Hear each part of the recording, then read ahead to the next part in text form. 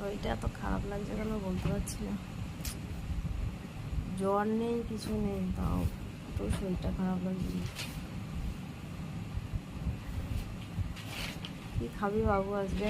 ওকে রান্না না করতে পারলে কি খাবো? ওর টাকা দিয়ে দাও। কি খাবি?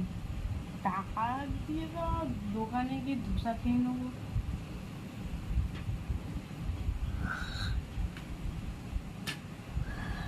ধোসা খেয়ে নেবো। উঠতেই পারছি না, এত শরীরটা খারাপ লাগছে।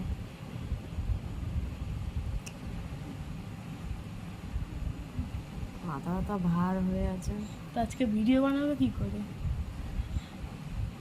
সেইটাই তো, আজকে আর ভিডিও দিতে পারবো না বন্ধুদেরকে মনে হচ্ছে।